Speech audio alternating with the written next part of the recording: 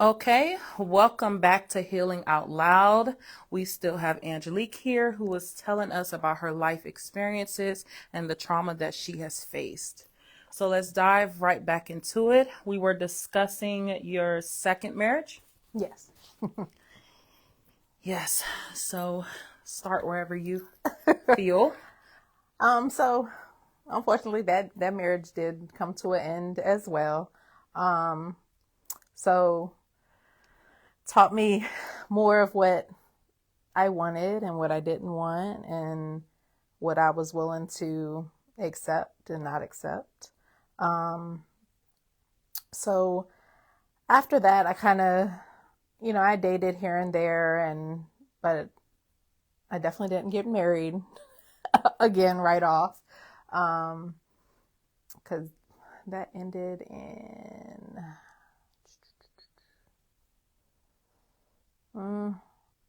2010, roughly. Yeah. So, um, while he was still battling in and out of rehab and, trying to focus on the help that he needed to get, um, I was trying to find the right words to, I guess, give my son, because where he saw his older brother and sister going to see their dad, um, he didn't get to go see his dad on, a consistent, regular basis. And how old was your son when his father passed away? Um, when he passed, he was 12. Okay. So this is kind of prior to, his dad passing and everything. His dad had never been consistent with, you know, spending time with him and stuff like that. And I mean, that's because he was battling all the things that he was battling with the drug addiction, the alcoholism. Um, he wasn't working like he was supposed to. Everything in his life had pretty much turned upside down. And so he was, like I said, dealing with his demons at that time. And I also was, my son was getting ready to start school and all these things. So I'm going to the doctors and I'm telling the doctors, like, something's different about, my son, blah, blah, blah. Oh no, he's a boy. I said, well, my other boy don't act like this. Oh, well, each child's different, blah, blah, blah. Okay. And then they knew I was in the mental health field. They were like, don't try to diagnose your own child. And okay. So, my youngest son started school by the end of pre-K. We were back at the doctor's office because, he just had a hard time, focusing and all those things. So, of course, he was diagnosed with, ADHD. So now dealing with that and knowing everything that comes along with that. Now I am, as a mental health professional, I was trying to make his life as stable and consistent as possible. I know there's things in life you can't control, which that just is whatever. But And it's I'm sorry, no, you're did your fine. kids ever notice, like, because how long were you and your second husband together? We were only together for maybe 2 years, if that. Okay. We got married pretty quickly and then had my son quickly. We didn't date that long before, we got married and everything. Because like I said, he, if he was still the person that he was, that I met, it would have been, a fairy tale ending. But he let alcohol and drugs take over him. And like I said, watching, like I've seen alcohol take over somebody, but drugs are a totally different enemy.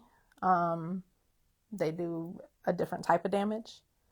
So, having to see that and see everything that he went through, like I said, I don't wish that on anybody. Right. I hid that from my children because, once again, I didn't want them to look at him any certain type of way. And plus, that was one of my children's father. So I didn't want my older two to be like, well, his dad did this, this, and this. And I just didn't want it to be like that. But so the visitation wasn't with my youngest son. It wasn't consistent. So by the time my son was 7 or 8, he was about 8. I had made the decision to tell his dad that until he had got himself the help that he needed, that I would not allow him to see his son anymore. That was a hard decision because I don't care how bad of a person someone is to me, it doesn't mean they're a bad parent. Sometimes people can be great parents, but bad at relationships, vice versa, He wasn't a bad person. He would just, he couldn't get ahead of what he was going through, And so I had to figure out how to have a conversation with my son that at that age, he could understand why he couldn't see his dad, even on the inconsistent weekend, the sporadic, 3 months down the road. Oh, can I see him? And, I would do whatever I needed to do to make sure that he saw him.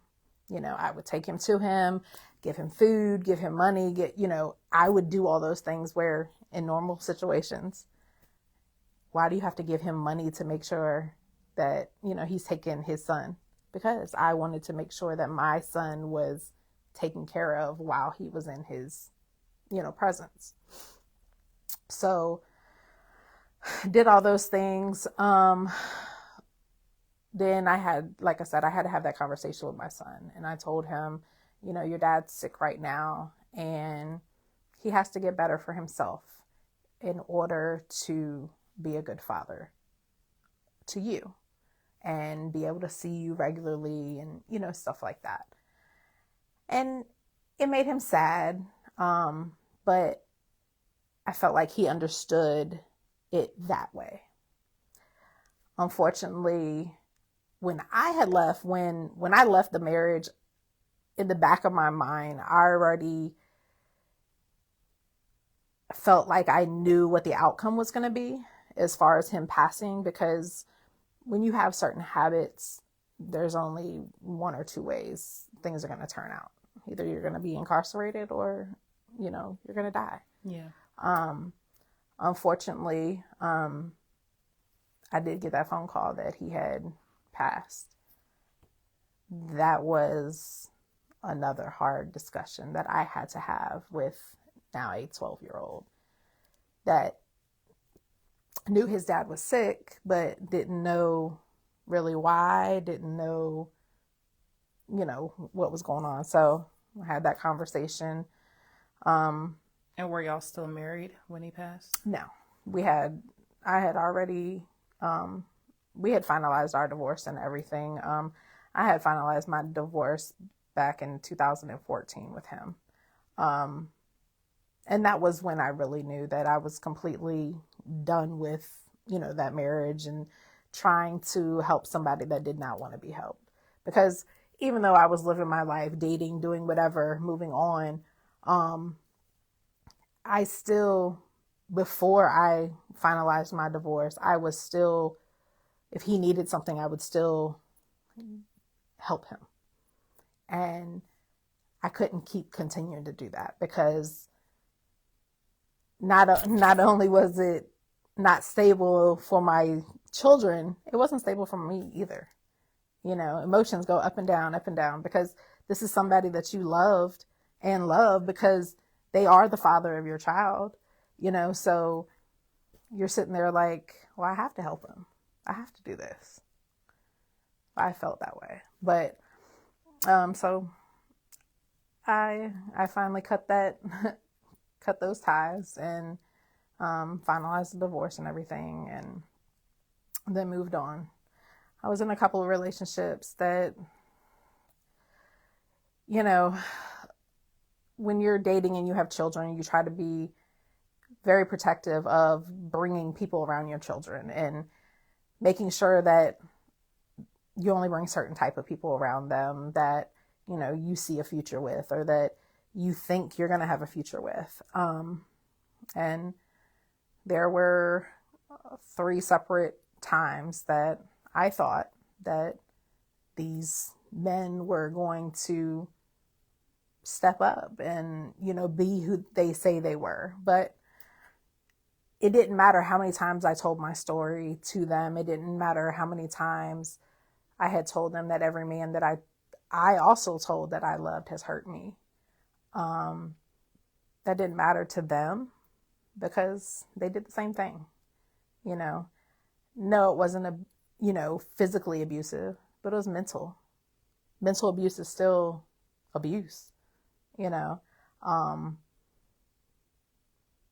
I feel like a lot of women deal with the mental side of it because, these men are out here just cheating, for whatever the reason is.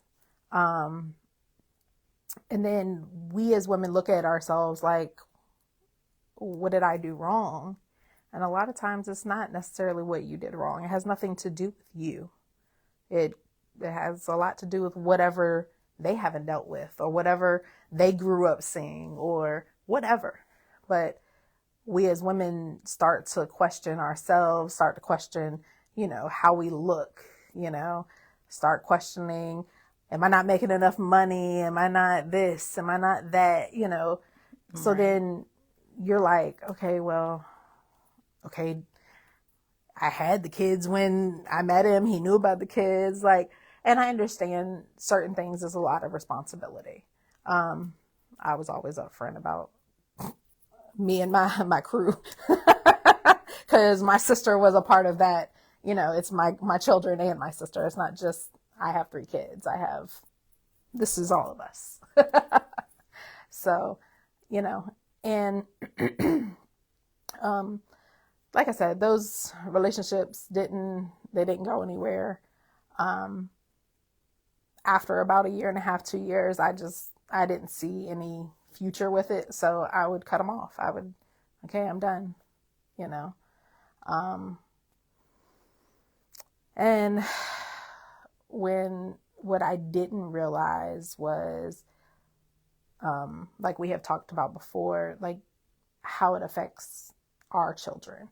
Right. I thought I was hiding things that they couldn't see. I thought they didn't hear certain conversations, or they didn't recognize certain patterns. They're young, they're kids, they don't see that. They aren't paying attention to certain things. But They are. yes. So, And the biggest way to tell that is they repeat the patterns.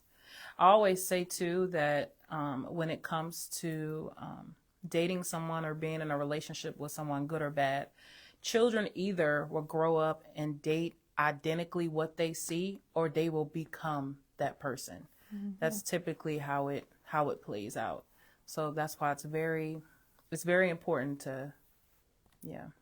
So after I wasn't dating anymore, I told my best friend, I was like, look, I am done. I'm not dating anymore. I'm not nothing. I'm done. I'm tired of giving my heart, my everything, bringing my kids in and out of all this. I'm just tired, I'm not doing this anymore. So it was a joke between me and her that, I'll never date anybody unless it was Tony. And because me and him we had been friends for, at that point, 10, 15 years.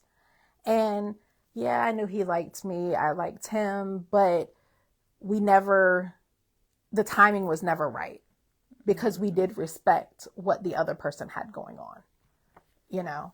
Um, we flirted, we did here and there, whatever. We tried to see if maybe, and then we're like, we worked together, whatever. So, we, like I said, it became a joke. I was like, I'm not dating anybody else again unless it's Tony. And she was like, oh, okay. Well, summer of 2018,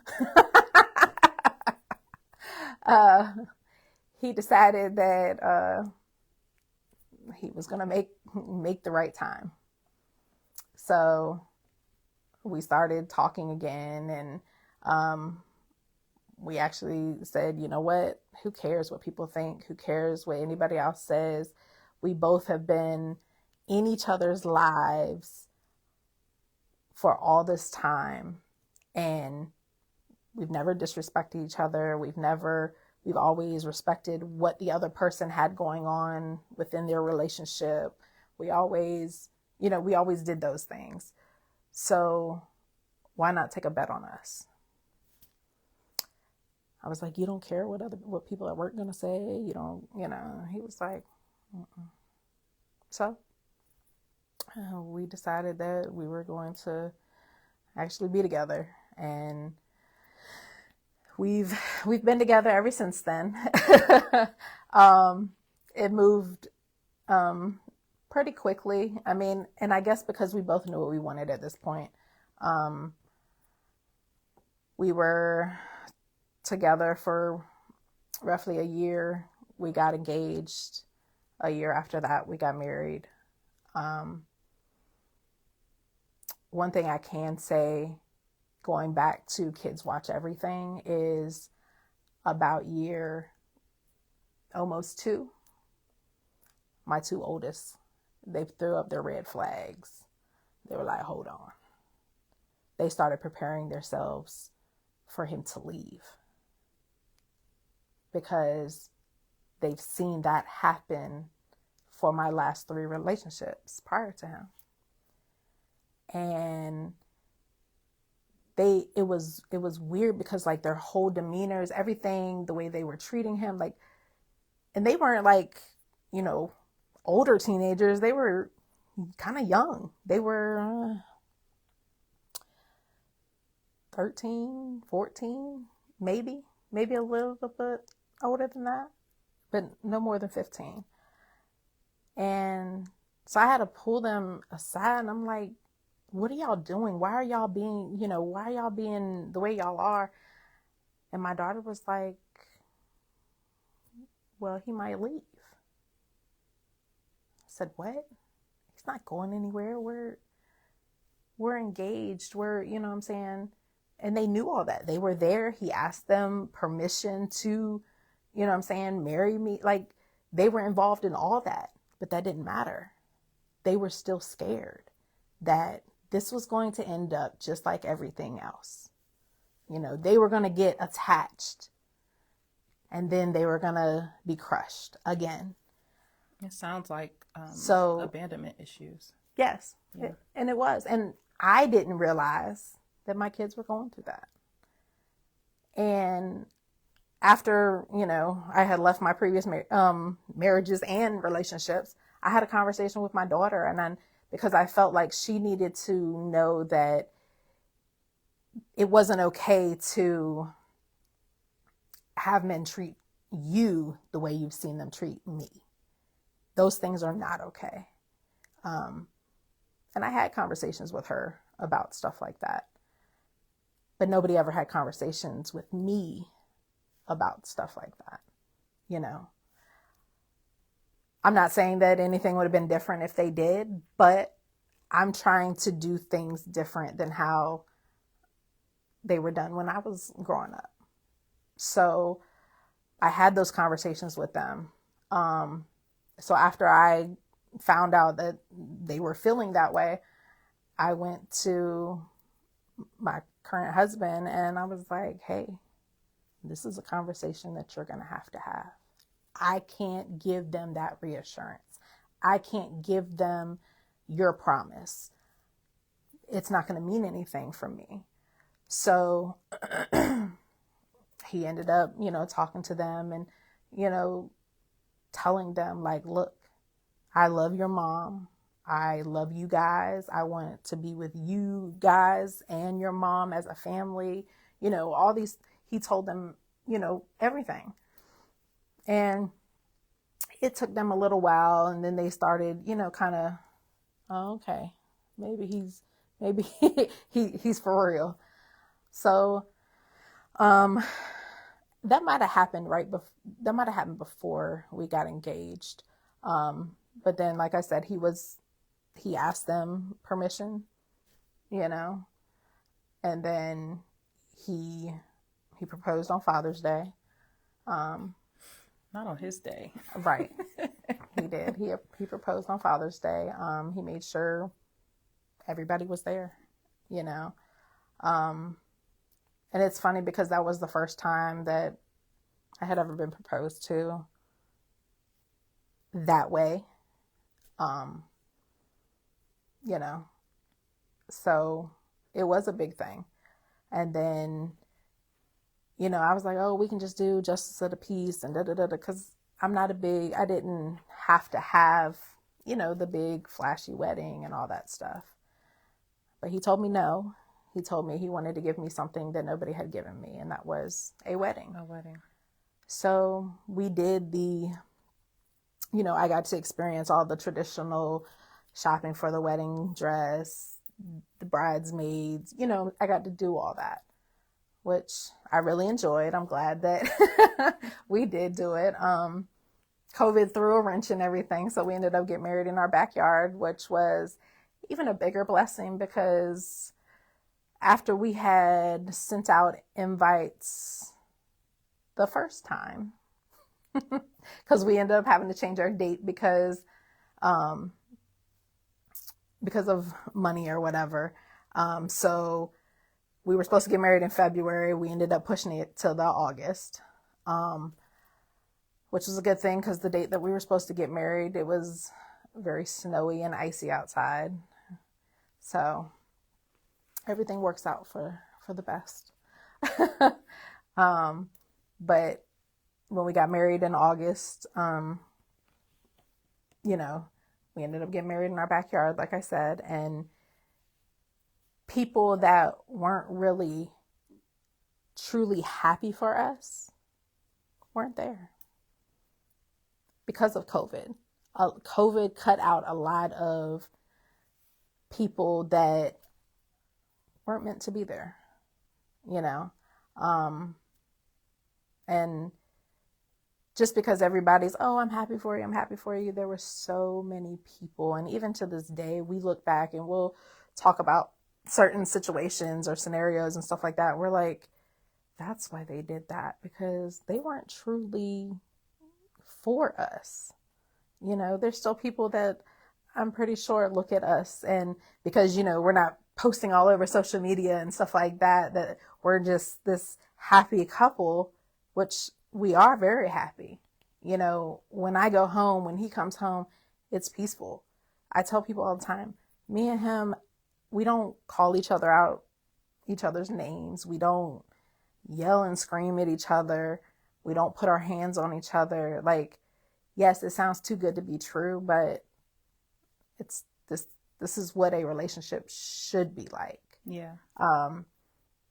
My biggest thing was his promise or his goal or whatever you want to call it. He said, I want the kids to know what love looks like. And for somebody to know what I've been through, know what they've been through, even knowing what my sister's been through, and make sure that they have built a relationship with each one of my children, along with building a relationship with each one of my sisters, even though they're very different. to show what love looks like, what love feels like, it means a lot to me. You know, has our marriage been perfect? No. Which marriage is? Marriages work. But it's a beautiful thing when you have, you know, when you have somebody to spend it with. So that was, I don't know, that it's been work, but we're definitely not where we started 8 years ago. And these past 8 years they've flown by, and it also feels like it's been a lot longer. And I think that's because, like I said, we were friends before we were actually, together. And a lot of times you're not friends with your significant other first. You go on these dates, you get into these relationships, but you don't really know the person that you're dating or the person that you're getting ready to marry or any of those things. You're just like, oh, they're a great person, let's go. Yeah. I actually want to dive a little bit deeper. So just going back to what you've been through, going through abuse, having failed marriages, dealing with your mom passing away so tragically, having to take on custody of your sisters. We could go on and on about a lot of the things and the trauma that you had to experience. So my question is, when did you realize you couldn't stay in that place? Like, you just kept pushing and pushing and pushing. When did it click for you that it was time to move? Like I said, my biggest goal, even since I was young, like a teenager, has been to break this cycle. Yeah.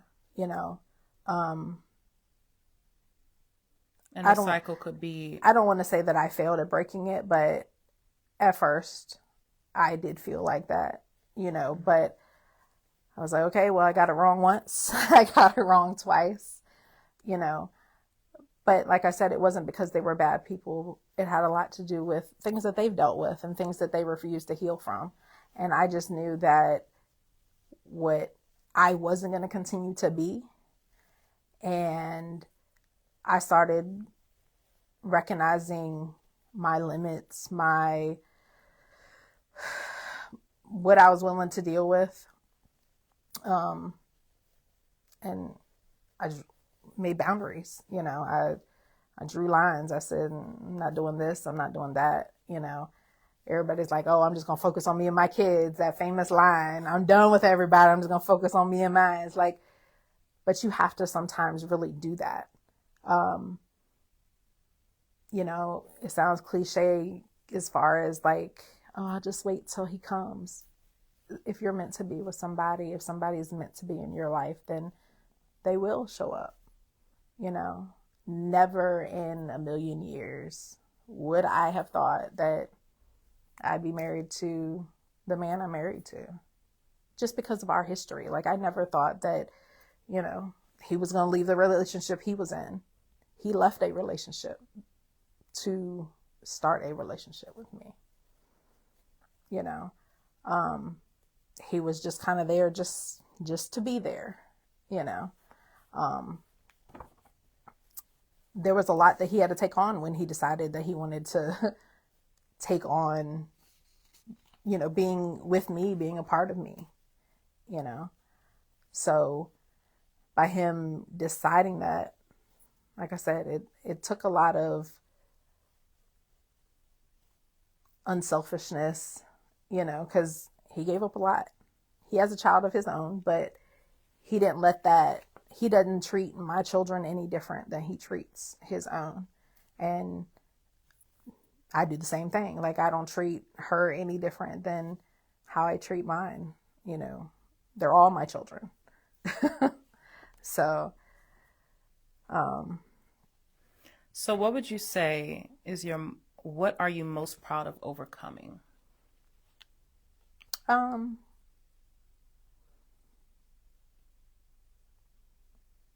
I feel like it was a place now where I am,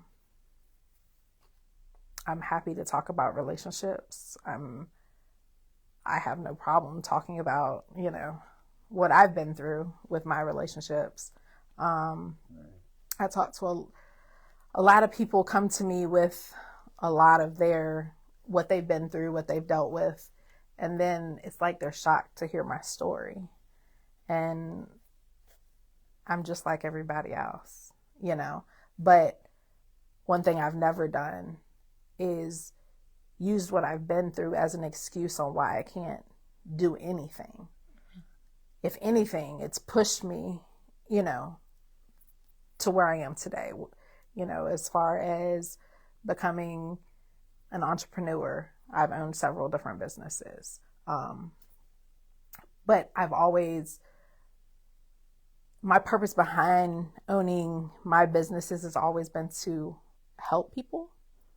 I love seeing when people are happy to receive when they receive their merchandise, bringing their ideas to life. Like, I did that, you know what I'm saying? Like, that makes me happy to be able to see these people smile and wear their brands and do all that. Before, when I catered, bringing their event, to life. Food is a huge focal point at any event. If you have bad food, people are going to talk about it. That's true. So that was a big thing for me. So hearing people talk about the food, hearing people, ooh, who made this, who did that, and people consistently, giving me kudos for what I was doing. Like, it made me feel good, but it also made me feel good for the reasons on why I was doing it. I like to see people smile, There's so many people out here that don't. And I know I have a RBF and I don't smile all the time, and I can be, unapproachable and all those things. But it's because of the things that I've, been through. But once you get to know me and talk to me, like, I talk to people all the time. I try to give people advice, I hate, especially with relationships and stuff. I have so many friends right now that are dealing with, possible divorce. And it's like,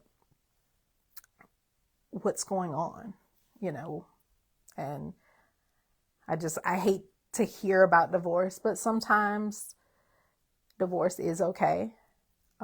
Especially if you're in a bad situation. It's okay to leave that and, find a better situation. And that better situation could be by yourself. It's scary. But at the end of the day, especially if children are involved, it could be helping your children and you at the end of the day. That actually leads me into my next question. Since we're on advice, what advice would you give your younger self? I think I listened to my advice I gave my younger self, and that's just to keep going. Don't let what you've been through, be your stopping point. Like, if I would have stopped way back when, I left home because I didn't want to deal with what I was dealing with, and with my mom's depression and her not keeping the house a certain way. If I would have left then and never looked back, or never, whatever, then who knows where I'd be today. I could have been in the streets. I could have been, been out here not knowing who my kids' fathers are. I could be in situations, I could have ended up, hurt or whatever. But I was like, okay, let's get back onto some type of path. And then, I was here when my mom passed, So it's just a lot of things that if I would have stopped then, if I wouldn't have taken on my sisters, who's to know where they would have ended up, So there's a lot of things, like if you stop just because you're dealing with something, that doesn't mean that it's the end. You never know. That could be your beginning of something that you've been asking for. I know we always question, why me? Why now? Why, but I've come to the point where everything happens for a reason. And that's why I tell people a lot. I tell people all the time, like, everything does happen for a reason. And what's meant for you will be for you. Whether it's the business, you going back to school, the job that you've always wanted, whatever it is. I'm just glad I'm not, like I said, where I was before, so. Well, that leads me to another question. So going back into your history of you growing up in a household where you didn't get any guidance from your mom. Your mom was being physically and mentally abused by your father. And then your mom was also molested by her father. Mm-hmm. So she didn't have that guidance either. And then, your mom not being able to give you the affection that you needed. What would you say to someone who feels like they don't have any guidance, or weren't raised with any guidance as well, feeling lost where they are now? I would just let them know, like, I don't feel like your guidance has to necessarily come from your parents. You have to find your person, a person that you can trust, that you can go to with whatever it is, just to kind of bounce things off of them, or just ask, like, hey, am I doing this right, or should I do it this way? Because a lot of times we won't realize until we're grown that we didn't get the guidance that we should have got. And it's okay, because there's plenty of us out here that are willing to, help guide people. And with me being in the mental health field for so long, it kind of opened my eyes to how much people didn't get taught at home. It's just as simple as a young lady not knowing how to properly take care of herself during that time of the month. You just think like, oh, her mom taught her that. Not necessarily, So when I was in the schools, I used to always cook for my students, like, before the major holidays, because my thing was, you never know what they're going home to. You never know if they're actually going to get a meal during those breaks and all that. And I've had several students reach out to me afterwards and thank me, and, just, I don't know what I would have done without you, talking life into me sometimes. And, that part I miss from being in the schools. It's just making that impact on the kids and my students and stuff, because I've seen a lot of my students leave up out of here because of choices that they've made. And, I'm just like, dang, I wonder where their mind was. They didn't have, anybody to, come on, let's get back on doing what you're supposed to do. Yeah. Because life gets real once you become an adult. And, I have 2 grown children now, and one thing I try to use their youngest aunt as an example. She listened. She stayed home until she was 26, and she was able to save money. She was able to do things, so that once she did move out, she was able to buy stuff for her apartment. She was able to do all these things, and then was able to purchase a home. Like, these were big things that I wanted her to be able to do. My other sister, she's doing just as well. Her and her husband, they have, 4 children, and they're living wonderfully. And, she's a stay-at-home mom, and that's the life she loves. So, everybody's different. My youngest sister, she's general manager for the company she works for. And I mean, she listened to, how I kind of, I guess, doing my best to guide her, through adulthood, through things that I've learned, and still learning with my kids. Like, okay, well, we done did this, so now, come on, let's do this, and this. And for them to be 21 and 20, the adult children, they're doing just fine. And I told them, I said, there's no rush for you to move out.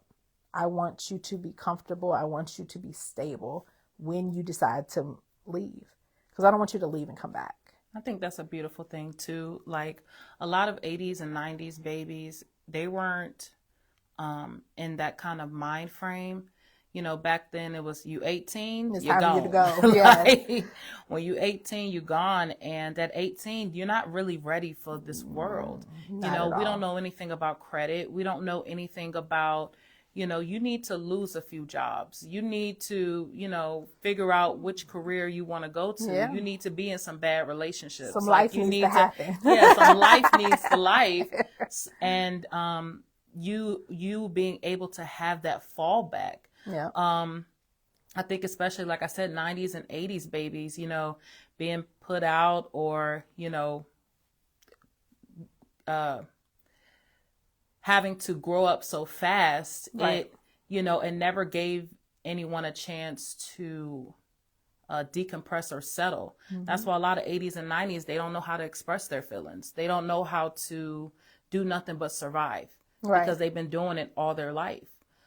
So it's beautiful that now, it's us 80s and 90s babies that are like, okay, yeah, I know what it feels like to be pushed out, before I'm ready. So I'm going to make sure that you don't have to experience that. Yeah. I'm going to make sure you know about credit. I want you to go work at McDonald's and quit. I want you to, go through a few things in life, Yep. Be ready, because once you're out there, I'm always here, but once you're out there, life is going to flow in the direction that you created. Yeah. So I think that's a beautiful thing, that she was prepared and ready to experience what life had to offer, being able to move out into her own place. Like, I remember I had an apartment at 18. I don't even know how long I kept it. And seriously, I look back at me when I was, even with my sisters, looking, they wouldn't have been able to deal and handle the things that I dealt with and handled at that age. Like, Yeah. because I even look back, I'm like, how the heck did I, whatever. Okay. But you did. Yeah. But you did. So, I mean, we've sat here, we've talked about you going through physical and mental abuse. We've talked about, literally, you've really been through some things. Even just going back to the whole mother situation and having to take your sisters being in the house. yeah. When your mother caught fire in that house and didn't make it out, that's hard. Yeah. Now you're having to raise not only your children, but your sisters, who are probably going through PTSD and, Indeed. Abandonment, Night and terrors. yeah, and anxiety and all these other things. That's the battles that you were given were not easy, but you fulfilled them. Yeah. You fought them. And so it's really been a pleasure just sitting here speaking with you, talking about, literally everything. Girl, like I said, you need to write a book. I'll read it. But before we wrap up, is there anything else you want to say or leave the audience with? My biggest thing, just never accept no as an answer. Just always keep going forward. And don't be scared to share your story. So that's a big thing, because for a long time I didn't really talk about a lot of stuff. I was just like, I'm okay, I'm okay, I'm okay. But I give people all the time like little parts of my story. Like if they come to me with a situation, and I share with them like what I've been through and how I was able to move forward. So, you never know, like we talked about, how you can help somebody else. Yeah. So pretty sure you didn't know my story when I did not, girl. when we started. I was not expecting. I was over here like in what is it called? A Lifetime movie. That's what I felt like. I was in a Lifetime movie. Definitely is that. So. Man, but it has definitely been a pleasure. And for anyone watching, if something in this conversation resonated with you, don't ignore that. That's your sign that something in your life needs attention. Change doesn't happen by accident. It happens with structure, accountability, and doing the work. If you're ready to take the next step, you can reach out to me directly. Let's get started.